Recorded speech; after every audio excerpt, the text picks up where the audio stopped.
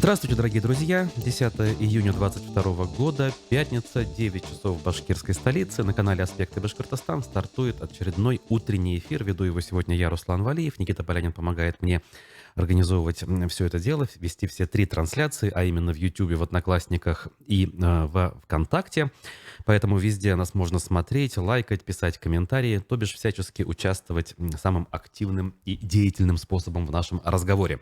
Для этой же цели служит наш номер для СМС, WhatsApp и Telegram сообщений +7 927 304 1051. Пишите, комментируйте и подсказывайте, может быть, какие-то информационные поводы, какие-то замечания делайте, если что-то вдруг кажется вам неправильным или, может быть, о чем-то мы не говорим. Но в любом случае, поговорить есть о чем. У нас целый набор публикаций республиканской прессы о событиях минувшего дня. У нас видеоролик с нашего YouTube-канала.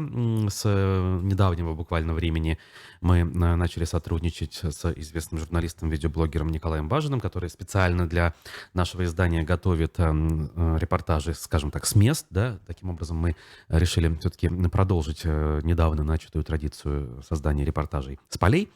Посмотрим вот такой вот репортаж двухминутный, фрагмент программы «Аспекты мнений» с Дмитрием Михаличенко также послушаем.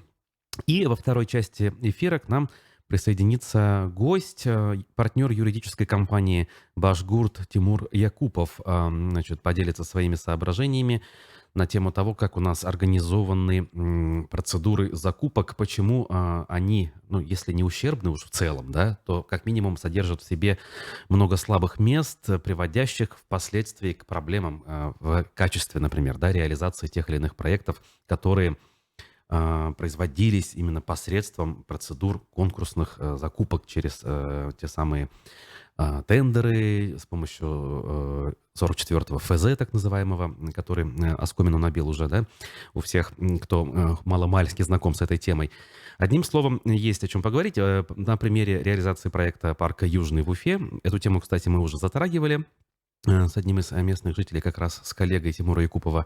И вот дальше эту тему мы продолжим и, как говорится, разовьем до какого-то смыслового завершения. Такой у нас сегодня план, поэтому давайте, не откладывая в долгий ящик, перейдем к обзору прессы.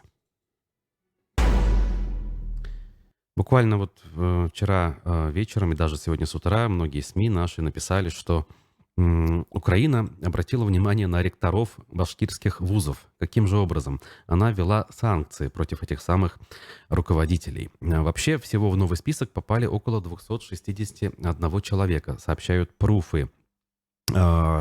И в том числе, соответственно, вот эти вот наши высокопоставленные деятели от образования. А именно, значит, ректор Института искусств Аминас Фандиярова, Валентин Павлов, ректор БГМУ, ректор УГАТУ Сергей Новиков, БГАУ Ильдар Габитов, Олег Баулин из УГУНТУ, Салават Сагитов из БГПУ, а также даже Николай Морозкин, который ранее был ректором БГУ, а теперь уже таковым не является. На руководителей наложили экономические санкции, например, блокировки активов, а также санкции, связанные с научной деятельностью, запрет передачи технологий, прав на объекты, право интеллектуальной собственности. Кроме того, согласно тому же постановлению, между украинскими и российскими вузами был прекращен культурный обмен, а также иные виды сотрудничества.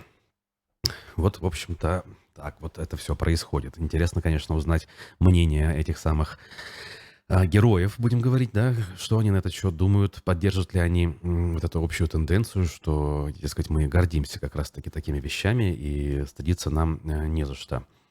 Или все-таки они скажут, или хотя бы подумают о том, что все-таки в научном сообществе любые контакты — это скорее плюс, нежели минус, а отсутствие контактов — это как раз негатив.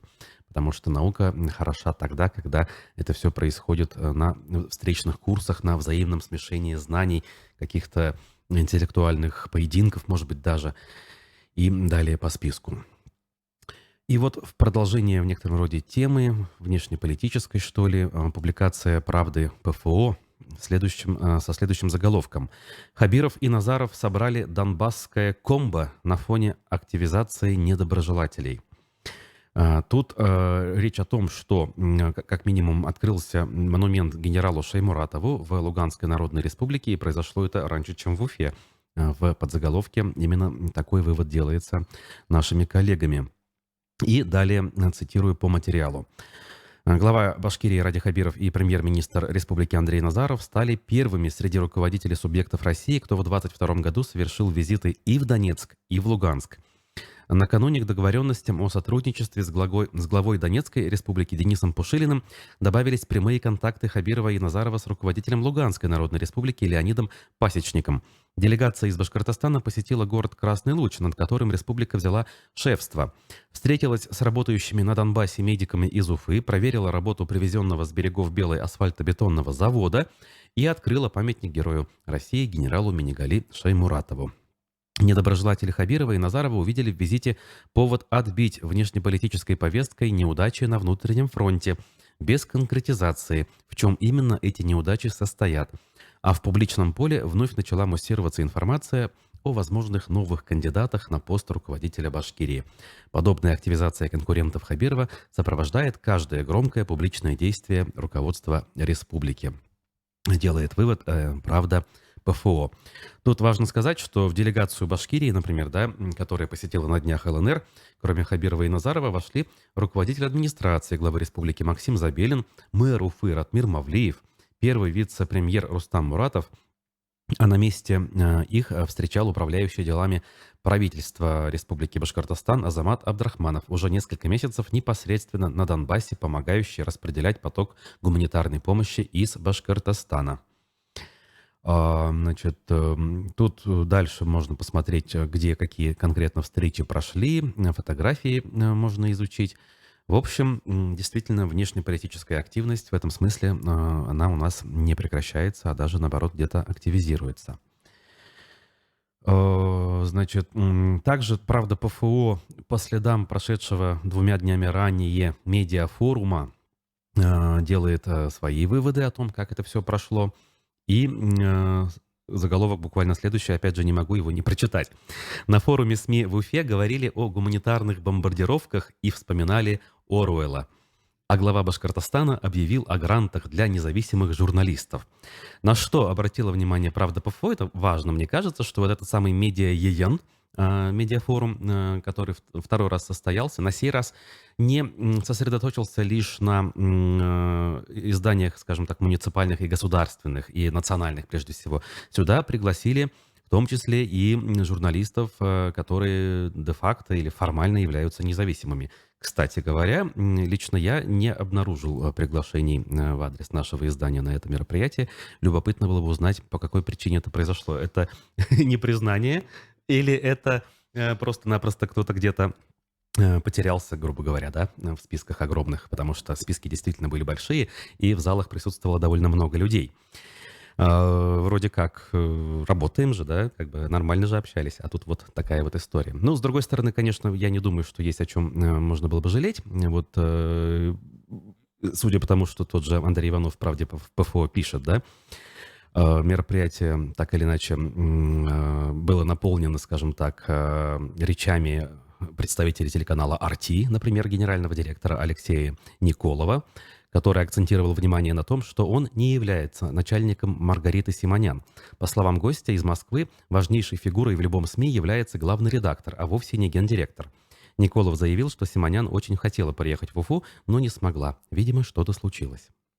Ну и дальше тут подробности о том, как и что происходило. Ну, например, в фойе Конгресс-холла была развернута выставка преступлений НАТО, а Николов в своем выступлении на пленарном заседании вспоминал, как известная журналистка CNN в 1999 году в Белграде сбежала из телевизионного центра за 15 минут до того, как натовские самолеты его разбомбили.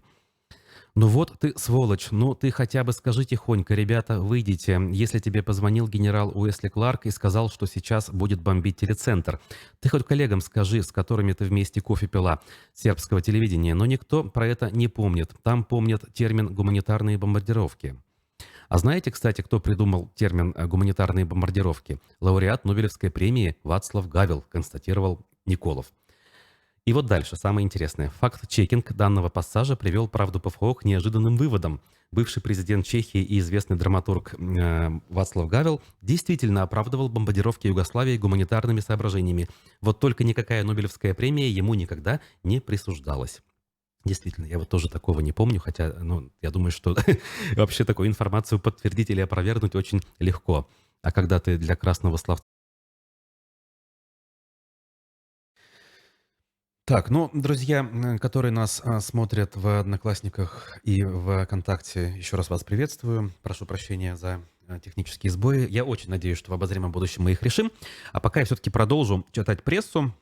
Коммерсант сообщает, что покупатель усадьбы Бухартовских отказался от подписания договора. Вот те на. Мы тут на днях только, да, говорили, надо же, покупатель, причем за живые деньги, захотел купить, там о миллионах речь шла. Я сидел тут удивлялся, что не за рубль. Так вот, компания «Стром» отказалась от подписания договора купли-продажи здания объекта культурного наследия «Городская усадьба Бухартовских», которая расположена в историческом центре Уфы на пересечении улиц Коммунистическая и Аксакова. Об этом сообщил источник, знакомой ситуации. Компания «Стром», принадлежащая Зульфие Мусавировой, была признана победителем торгов по продаже здания памятника. Покупатель предложил за объект аж 5 миллионов 700 тысяч рублей при начальной цене в 1 рубль. По условиям торгов новый собственник должен был до конца 2023 года отреставрировать здание усадьбы, что в свою очередь тоже, конечно, вызывало удивление, да, насколько это реально сделать. Даже, я не знаю, новое здание построить непросто, а когда речь идет про реставрацию, это намного дольше все происходит. И уже экспертное сообщество высказывает мнение, что это все не зря было сделано, это специальный прием, который позволяет затянуть историю. Как минимум затянуть, а может быть даже еще и другие какие-то помыслы нехорошие есть в этом направлении. Тем временем депутат Курултая Башкирии поддержал законопроект, как вы думаете, о чем? О чем-то местном? Нет. Об отмене признания независимости Литвы. Так вот, зампредседателя Курултая, это не просто депутат, Рустам Ишмухаметов, опубликовал пост, в котором поддержал законопроект, этот самый, который у нас Госдума собирается, видимо, принять на уровне федеральном. О том, что признание независимости Литвы, которое произошло еще 30 лет назад, нужно бы как-то отменить. Значит, в пояснительной записке отмечается, что в соответствии с Конституцией Российской Федерации, значит, Российская Федерация является правопреемником Союза Советских Социалистических Республик на своей территории. 6 сентября 1991 года на первом заседании Госсовета Союза СССР было принято постановление, объявившее Литовскую Республику независимым государством. Соответствующие поправки в Конституцию СССР внесены не были, говорится в записке. Постановление Госсовета Советского Союза является незаконным, поскольку принято неконституционным органом и с нарушением требований статей Конституции Советского Союза, указано в документе. И вот наши депутаты в лице, в частности, вице-спикера, начали об этом, значит, тоже говорить зачем-то, видимо, чтобы так вот, ну, не совсем было скучно, видимо, жить, да? Тема особенно актуальна на фоне того, что именно бывшие наши прибалтийские республики стали в последнее время, к сожалению, одним из основных центров тиражирования русофобии. Недавний скандал с решением Рижской думы о сносе памятника советским воинам-освободителям Латвии – яркий тому пример, написал Рустам Ишмухаметов в своем телеграм-канале. Он добавил, что если лидеры отдельных государств в своем стремлении разжечь ненависть к нашей стране легко отказываются от истории своей собственной и перечеркивают историю мировую, они должны быть готовы к взвешенным симметричным ответам. Ну да, насчет взвешенности и симметричности, конечно, вопрос. Вы тут пишете про отмену признания независимости Литвы, а в качестве примера приводите недавний скандал с решением Рижской думы. А Рига, я напомню, столица Латвии. Так себе, конечно, вот эта вся причинно-следственная связь, да, мягко говоря, не очень прямолинейна она во всей этой цепочке. Тем временем, за отсутствие дорожной разметки в Уфе к ответственности привлечены 8 юридических лиц. В текущем году отдел ГИБДД УМВД по Уфе составил административные материалы в отношении аж 8 юрлиц и 17 должностных лиц по части 1 статьи 12.34 Административного кодекса. Статья предусматривает штрафы для должностных лиц от 20 до 30 тысяч рублей, для юрлиц от 200 до 300 тысяч. О мерах реагирования коммерсанту сообщил депутат Курултая Вячеслав Рябов. По акту отсутствия разметки отправлял он депутатские запросы в управление ГИБДД. И вот таким образом, получается, реагировали на его эти самые запросы. И раз уж туда, как говорится, история пошла, даже Башинформ вдруг написал следующий материал. Стало известно, что мешает нанести на улице Уфы дорожную разметку. Но если первая мысль, которая вам приходит, что нерадивые чиновники, вот судя по предыдущему материалу, то это не совсем так. Оказывается, значит, чтобы завершить все работы, достаточно всего 4-5 сухих дней. Но этих самых сухих дней у нас нет, дожди проливные продолжаются, именно поэтому разметки у нас нет. И, видимо, нужно сделать вывод, что предыдущие решения ГИБДД о том, что нужно кого-то привлечь к ответственности, являются ненужными. Не скажу незаконными, да, но, наверное, излишними. Тут как минимум их считают. И я напомню, что совсем недавно была пресс-конференция Ратмира Мавлиева, который тоже, в принципе, говорил, что мы справимся, но только нам нужна погода. И то, что на данный момент мы не справились, это, опять же, не наша вина. Ну, как говорится, пока погода не наладится, проверить мы не сможем. Поживем, увидим. Надеюсь, это самое время наступит очень скоро, потому что действительно хорошей погоды мы все с вами заждались. Даже вот труженики села и просто жители сельской местности страдают. Уфатайм сообщает, что из-за ливней в районах Башкирии отменяют сабантуи. И список этих самых районов, которые отменяют или переносят сабантуи, растет. Вот буквально в ближайшие выходные целый ряд районов должны были провести это мероприятие. И уже вчера было известно, что в Салаватском, Благовещенском, Нуримановском, Белорецком, Чешминском и Мишкинском районах принято решение о переносе сабантуя, например, на 18 июня. А аналогичную дату выбрали и главы других районов, которые здесь не приводятся. Но я думаю, что этот список будет пополняться буквально даже вот сегодня. Потому что действительно в полевых условиях, даже если дождь перестанет лить сверху, просто-напросто передвигаться фактически невозможно. Ведь обычно это все происходит на природе, и люди идут туда не только пешком, но и едут на машинах, которые могут превратить все эти территории в непролазные болота, да, и в итоге не выбраться даже. Вот, ну, немножечко оптимизм есть, конечно, если посмотреть на прогноз. Вот сегодня уже потеплее вроде бы, и дожди, если и будут, то не в таком количестве, как последние пару-тройку дней. Опять же, о кардинальной смене пока речь не идет. Лишь какие-то такие небольшие радужные элементы происходят.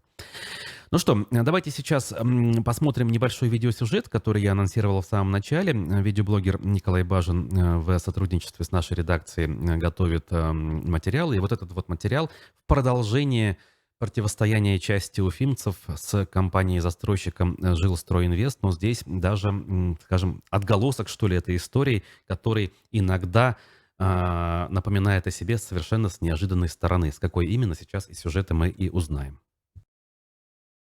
Вот уже начали строить заборчик уже на нашей территории. Вначале его поставили вдоль теплотрассы непосредственно 1,5 метра. Потом переехали вот сюда. Вот теперь капитальный устанавливают. Вот видно. Моя фамилия Дубровин. Зовут Евгений Александрович. Я проживаю в зоне 73, квартира номер 7. Ну, сегодня с утра, где-то в районе 8 часов, я заметил, что пар поднимается. Показалось, что то ли туман, то ли пар. Поглядел подробнее, оказывается, лопнула теплотрасса. Ну и забор и теплотрасса начали сползать в котлован. И строители, соответственно, пытаются что-то сделать. Уже заехали на нашу территорию, начали там дополнительные заборы устанавливать, чтобы туда было затруднительно подходить. Хотя вчера еще как бы, ну, в своем дворе мы гуляли, и дети играют, и все это опасно, все это могло обрушиться одномоментно. Ну, компания-то строит, может быть, и хорошо, но они здесь, я думаю, что незаконно начали строительство, и это получили какое-то липовое разрешение на строительство. И вообще надо разбираться, как там в ГПЗУ все это отражено, и действительно ли они имели право так близко подступать к нашей территории. То есть, по сути, в зону обрушения половина нашего двора попадает. Я сомневаюсь, что это законно. Добрый день, а вы забор возводите, да? А с начальством с вашим поговорить можно, где-то кого-то найти? Нету? Здравствуйте, не вы представитель Жилстройинвеста? Нет, Хотел бы пару вопросов просто задать. Нет, вообще не интересно здесь пока как с какой целью снимать, ради чего. Ну, здесь произошло происшествие, обвалился Сейчас это забор. все устраним. Теплотрасса. Люди, вот человек пришел, мне сказал, что... Но это он сейчас тебе- все устраняется. Не надо Ясно. решать. То есть комментария никакого не будет, да? Ну вот, собственно, были представители компании «Жилстройинвест». От комментариев в данный момент они отказались, все-таки не захотели что-то комментировать. Сказали лишь, что вот это все будет устранено.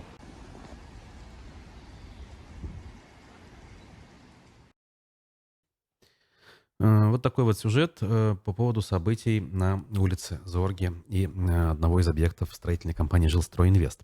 Но я думаю, что продолжение истории будет, мы будем, соответственно, об этом сообщать. Тем временем на аспектах, на нашем сайте aspectamedia.ru информация, что администрация Уфы инициировала формирование нового состава общественной палаты города. Количественный состав общественной палаты 30 человек, говорится в сообщении мэрии. Правом на выдвижение кандидатов члены общественной палаты обладают глава администрации Уфы, некоммерческие организации, Общественная палата Республики Башкортостан. Вообще у нас палата, кстати говоря, существовала в Уфе. При Ульфате Мустафине ее формировали. Некоторых людей я даже помню, которые туда попали. Но вот занималась ли эта палата вообще чем бы то ни было все это время, это вопрос. Потому что республиканская палата общественная так или иначе о себе заявляет. Какие-то действия предпринимает, какие-то заявления, мероприятия устраивает, прессу порой даже собирают. А вот здесь вот в Уфе я вот не припомню вообще ни одного. Возможно, просто, конечно, с прессой не очень хорошо работали. И в этом, как говорится, все дело.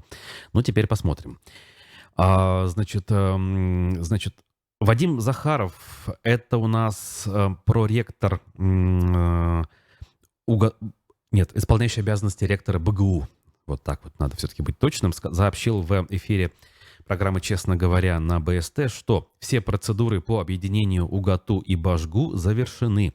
И теперь это уже может случиться, будет ли для этого соответствующая команда и запущены будут ли процессы в Министерстве науки и высшего образования России. Задались вопросом участники этого эфира. То есть с нашей стороны вроде как все готово, осталось лишь уже формальные какие-то вещи реализовать. Опять-таки, будет ли это все реализовано, как это все анонсировалось, пока остается вопрос открытым. Ну и буквально в двух словах, в продолжении темы проливных дождей, городской телеканал ЮТВ сообщает, что на окраине Уфы закрыли проезд по дамбе из-за просадки грунта. И, кстати, подобного рода сообщения поступают не только из Уфы, но и из разных районов и сел республики. В данном случае житель села Нагаева пожаловался на закрытие дороги. Он рассказал ЮТВ, что проезд по дамбе был перекрыт из-за просадки грунта, которая, в свою очередь, возникла из-за проливных дождей. Более того, на участке вслед за почвой начала проваливаться и водоотводная труба.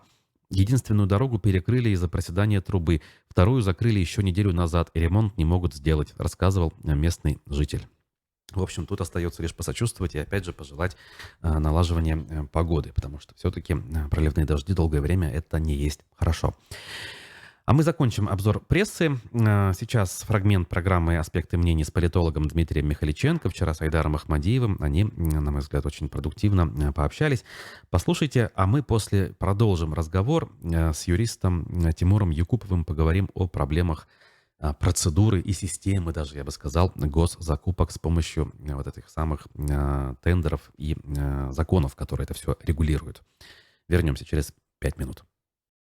О снижении интереса россиян к так называемой специальной военной операции в Украине. Вот это снижение, оно с чем связано и будет ли оно продолжать падать? Внимание общества на одной теме, пусть даже магистральной, удерживать долго трудно, а тем более, что там на Украине пропаганда фиксируется достаточно долго. Последние 3 месяца и до этого достаточно интенсивно, но его не назвать в фоновом режиме, там 8 лет. Поэтому первоначальные стресс-факторы, они прошли.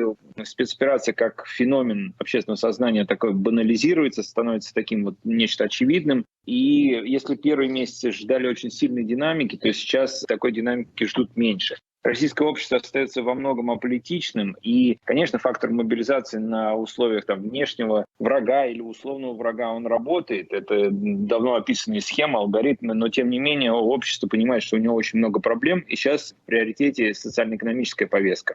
Наверное, основные причины связаны с этим. Но плюс Спецоперация отнюдь не всегда несет позитивные новости, и я даже трудно себе представляю, что это за позитивные новости могут быть. Поэтому многие из моральных и гуманитарных соображений просто выключают это из своего внимания, персонального внимания. И я могу сказать, вот по последним фокус-группам у нас действительно они регулярно проходят раз в 2 недели, в том числе и в Башкирии, что, в общем-то, люди постепенно, грубо говоря, наедаются вот этой агрессией. И есть запрос на более взвешенные решения, есть запрос на определенный мир, скажем, достижение компромисса. Хотя сегмент турбопатриотов, которые говорят о том, что нужно все до победного, в общем-то, вести, он также есть. Но общество во многом в этом плане остается, если не расколотым, то разобщенным. И позиции тут совершенно различные. А в целом, нужно сказать, инерция общественного мнения, она такая длительная вещь. И пройдет 2-3 месяца, то, что очевидно аналитикам, в общем-то, осознается обществом. Вот сейчас мы в определенный этап этого процесса проходим. Но формируется новая реальность, которая осмысливаться будет позднее. В основном из-за экономики, на мой взгляд. Скажите, вот с этим снижением внимания к специальной военной операции будет ли снижаться, например, рейтинг президента, который возрос на фоне происходящего в Украине, или поддержка региональных властей, например? Здесь надо методологически. В общем-то, Пьер Бурдье в свое время сказал, что общественного мнения в принципе не существует, потому что мы исходим из того, что те мнения, которые озвучиваются, и их носители, они имеют какое-то мнение. Они могут просто ритуально повторять какие-то формулировки. В данном случае это очень актуально. Б, это в том, что социолог, это уже российская действительность, воспринимается как агент влияния власти. Вот сколько фокус-групп я проводил в регионах, более 200. Приезжаешь в какую-то глубинку, они понимают, что приехал условно сборщик жалоб. И можно пожаловаться по муниципальному уровню, по региональному, что снег плохо убирают, плохо мусор выносят. Люди, как правило, кстати, не любят говорить, что у меня не на что купить еду. Вот в Африке, да, у меня такой опыт тоже есть, условно, анализы их фокус-групп. Там люди сидят и жалуются, что я сегодня ел 1 раз. У нас так не принято жаловаться. Но в последнее время я замечаю, что больше становится. Так вот, что касается рейтинга, я немножко отступление, что касается рейтинга, то на уровне ритуальной поддержки он будет высок. Но надо смотреть по косвенным параметрам, что люди, как он оценивает свое социально-экономическое благополучие, как ухудшающееся. Таких даже ФОМ определил, что 37% таких. И такой человек, он, условно говоря, Ильдар какой-нибудь Бекметов, допустим, он сидит и так отвечает. Мы смотрим потом по многомеркам, но, скорее всего, первая часть, что поддержка Путина — это ритуально одобряемое, второе — это реальное отношение. Потому что в обществе, в общественном сознании очень силен этатизм. Что это значит? Это что государство — главный субъект во всем. И, естественно, все экономические ухудшения или улучшения, они связываются в основном с государством. Поэтому тут по системе проверочных вопросов можно говорить, что рейтинг, может быть, и останется высокий, но потенциал его коррекции в случае каких-то экстрафакторов или чрезвычайных факторов, он достаточно высок. Хотя, наверное, что сейчас уже большинство экспертного сообщества пришло к точке зрения о том, что процессы в России идут медленно, и резкого обрушения рейтинга в ближайшие месяцы или полгода или год мы не увидим. Это был фрагмент программы «Аспекты мнений», в гостях которой вчера был политолог Дмитрий Михаличенко. Беседовал с ним наш коллега Айдар Ахмадиев. А мы переходим ко второй части нашего сегодняшнего эфира, программы «Аспекты республики». И я представляю нашего сегодняшнего утреннего собеседника, партнера юридической компании «Башгурт» Тимура Якупова. Тимур, доброе утро. Одну секунду. Ага, да, все, теперь нормально. Итак, мы анонсировали, что наш разговор будет посвящен системным проблемам, которые касаются области госзакупок, но не просто так будем, пальцем в небо тыкать и пытаться назвать эти самые проблемные моменты, а на примере конкретного реализованного проекта. В частности, у нас в Уфе довольно-таки пышно, с помпой, я бы даже сказал, открывался парк Южный, который вроде как вызвал позитивные эмоции у местных жителей, что наконец-то вместо пустыря у нас парк довольно большой. Но наблюдатели тут же стали констатировать, что кругом вопросы по качеству исполнения, по качеству материалов, которые там использовались, и, соответственно, по долговечности всего этого сооружения есть сомнения, мягко говоря. Вы, как юрист, как местный житель, который что-то понимает в системе закупок, сделали определенные выводы, насколько я понял, да? Поэтому сейчас есть возможность поделиться этими соображениями.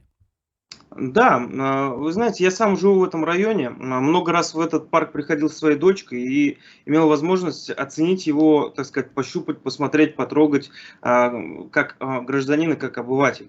И уже на этом этапе у меня возникло много вопросов, на самом деле, по качеству. Но вот уже это озвучивалось и ранее. Неудачный выбор материалов, например. Ну, коротко я примеры приведу, чтобы вы понимали, да, почему люди недовольны. Допустим, железные горки в летнее время, когда солнце их нагревает, они греются, и дети на них скатываться не могут. Зимой все эти конструкции деревянные обрастают наледью. Дети падают, там ушибаются, и у меня ребенок получал травмы. Там, допустим, пример приведу еще покрытий. Вместо того, что сейчас везде, в принципе, используют резиновые плиты с резиновой крошкой, да, менее травмоопасно, там выбрали щебенку, которая постоянно попадает на дорогу, где катаются на самокатах там, и так далее, что, опять-таки, повышает риски травмы. И здесь уже, видя то, как люди к этому относятся, в виде их недовольства, я решил посмотреть на это глазами юриста. Потому что, вот простой пример. Когда у человека что-то украли, например, сумку, он звонит в полицию. Если у него заболело сердце, не дай бог, он звонит в скорую. Если он пришел в новый парк и видит там недостатки, куда звонить, кому говорить, кому сообщать об этой проблеме, не очевидно. Я даже больше скажу, что этот ответ, я думаю, не будет столь очевидным даже для юристов. Потому что нужно сначала подумать, прежде чем, скажем, дать на этот вопрос ответ. Например, звонить в ЖЭО, либо в организацию, которая обслуживает этот парк. Нужно понимать, когда этот парк был открыт. Потому что если его анонсировали, открытие произошло только что, мы понимаем, что там есть правоотношения по госзакупкам. Соответственно, был заказчик, есть исполнитель, и по идее мы должны адресовать эти проблемы заказчикам. Если это какой-то парк, который уже достаточно давно существует, да, и у него возникли какие-то там сложности, сломались скамейки и так далее, то мы уже не будем звонить этому заказчику, потому что есть какая-то организация, за которой закреплено это. Ну да, которая приняла на баланс себе и теперь уже обслуживает. Так. Да, Ага. да, и опять-таки, если бы были какие-то информационные таблички в этих парках, какая-то горячая линия, которая бы позволяла отслеживать постоянно состояние таких объектов, потому что это же важный социально-культурный объект, там постоянно находится очень много детей. Если посмотреть, допустим, этот парк, то вечерами там количество людей очень большое, соответственно, и обратную связь от них получать было бы здорово. Здесь, смотря уже на этот вопрос глазами юриста, мы что увидели? В 2020 году был проведен электронный аукцион. Заказчиком там выступило управление капстроительства администрации Уфы. И сразу у меня первый вопрос, почему, интересно, был выбран форма аукциона, а не конкурса. Поясню. Вот аукцион, он предполагает заключение договора с исполнителем, который предложил минимальную цену. А в конкурсе может победить тот, кто предлагает наилучшие условия. И мы для интереса просто открыли портал госзакупок, открыли 6 рандомных совершенно госзакупок, связанных с благоустройством территорий, стоимость которых превышает 100 миллионов, как и наш парк. И все, абсолютно все они проведены в формате конкурса. Что это давало для заказчика, какие дополнительные возможности? Было прописано очень много, в этих конкурсах было очень много прописано требований, начиная от того, чтобы у исполнителя было наличие недвижимости, производственных площадок для хранения техники, материалов и так далее, опыт с аналогичными контрактами, вплоть до того, что было прописано наличие тех или иных сотрудников, у которых должно быть профильное образование. То есть, допустим, какой-то ландшафтный дизайн, например, либо там по озеленению, либо инженеры-конструкторы каких-то разрядов. Прям. У нас, так как у нас был проведен аукцион, этих требований просто-напросто не было. Победила компания, которая 56 раз, ну вот на сегодняшний день, да, согласно порталу Руспрофайл, она на сегодняшний день выступала уже 56 раз ответчиком в судах на общую сумму 110 миллионов рублей. Но проблема госзакупок системная в том, что заказчик не может на это посмотреть. То есть, когда он объявляет аукцион, неважно, сколько раз он ответчиком этой организации была, если она в реестре недобросовестных поставщиков не числится, она может участвовать. Интересно тоже показалась такая статистика, что вот все открытые нами контракты всегда участвует одна сторона. То есть один участник подает заявку, и он признается победителем. Интересно, почему складывается ситуация, когда на подачу заявок дается очень короткое время. Вот в нашем случае, например, было дано всего 5 дней, если не ошибаюсь, ну, в этом районе. Это очень короткий срок для того, чтобы оценить вообще объем работ, прицениться и подать заявку. Может быть, это связано с этим, может быть, есть и какие-то другие причины. Но факт остается фактом. Госзакупки, они, скажем, вызывают недовольство сторон со стороны заказчиков и со стороны исполнителей, потому что очень много вопросов к этому, системных вопросов к этому, к Процедуре этой вообще, системе. да. Да, к этой Мгм. процедуре. Мгм. Вот. Что касается, опять вернемся коротко к нашему парку, что вот я тоже заметил. Должна быть приемка соответствующая, предусмотрена экспертиза приемочная. Непонятно, как это было все произведено, потому что на сегодняшний день мы видим те недостатки, которые мы сами можем осязать вживую, да, и они не бьются с теми выводами, которые были сделаны, видимо, при приемке. Также следует отметить, что эта компания в арбитраже в качестве ответчика не появлялась. Может быть, какая-то претензионная работа и ведется между заказчиком и исполнителем сегодня, но пока мы, собственно, этого не видим. Тут тоже хотел отметить, что вот эта проблема таких объектов, у которых в кавычках нет хозяина. Ну, вот Мгм. представьте себе, если, допустим, мы сейчас в какой-то верхний кабинет какого-нибудь ведомства купим мебель, и эта мебель окажется некачественной. Об этих недостатках исполнитель узнает сразу. Он Мгм. узнает на этапе приемки, и здесь просто можно никаких иллюзий не питать, это будет именно так. Когда мы говорим о том, вот именно отсутствие такого хозяина, вот есть люди, которые не знают, как выразить свое недовольство и так далее. Не всегда информация доходит до самого заказчика, и эта работа может просто не начинаться.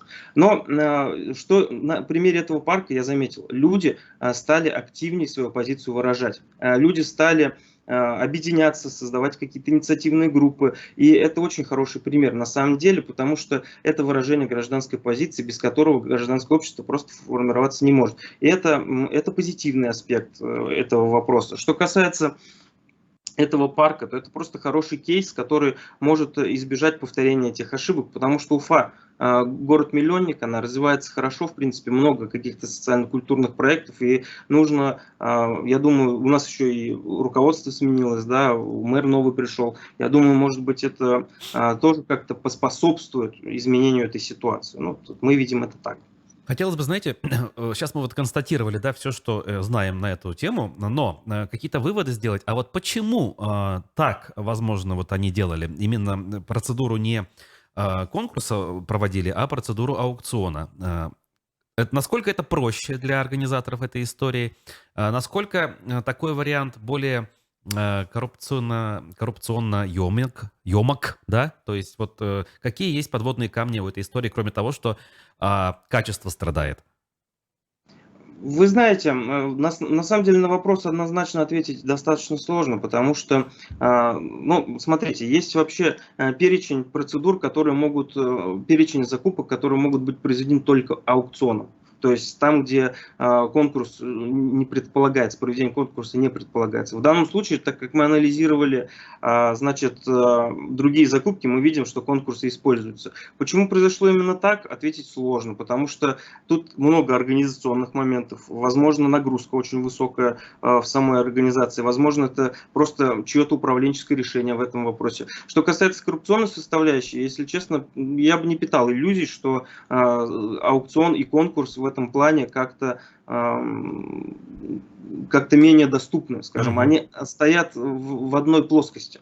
Что аукцион, что конкурс в случае желания, да, должного, они могут привести, ну, ими можно воспользоваться, я думаю так. То есть это на то и всеобъемлющая коррупция как составляющая, то есть она может проникнуть в любую сферу, и в аукцион, и в конкурс при, опять-таки, должных вводных условиях.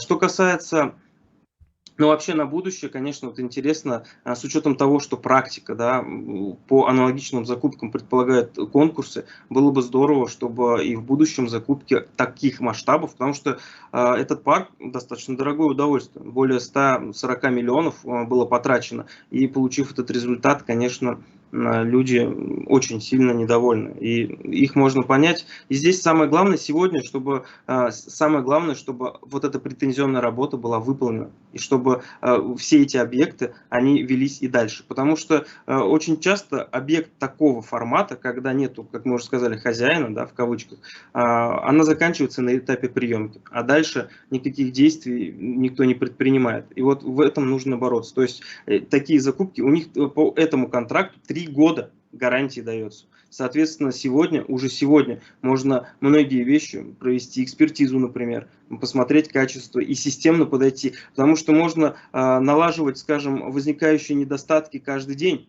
а можно подойти серьезно, провести экспертизу и устранить те недостатки, которые могут возникнуть чуть позже. Мгм. А вот, скажем, те самые активные жители, неравнодушные граждане, что могут предпринимать?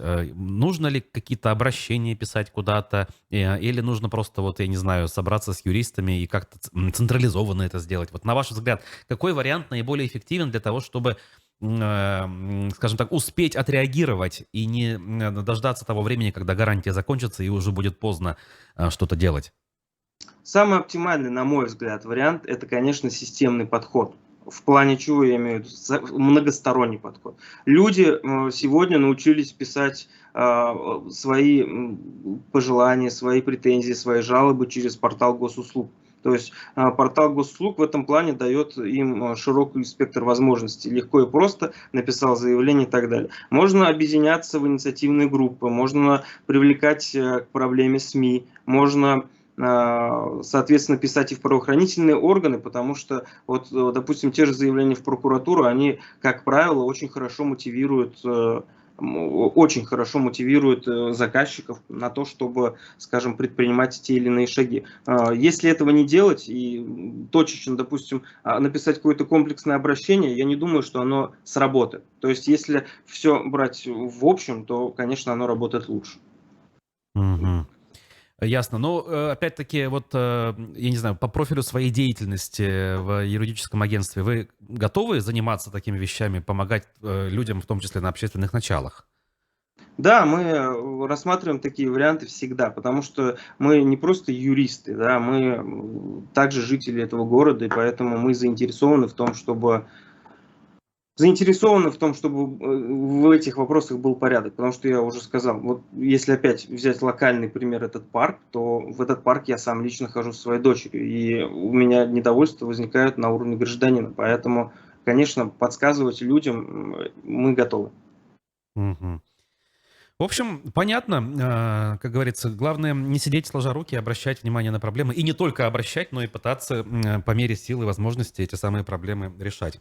Хотя, наверное, это неправильно, если применять данные вещи к простому человеку. Человек не может решить, но обратить внимание соответствующих структур на то, что есть проблемы, и мы их видим, и их необходимо решать. Вот это, конечно, делать нужно.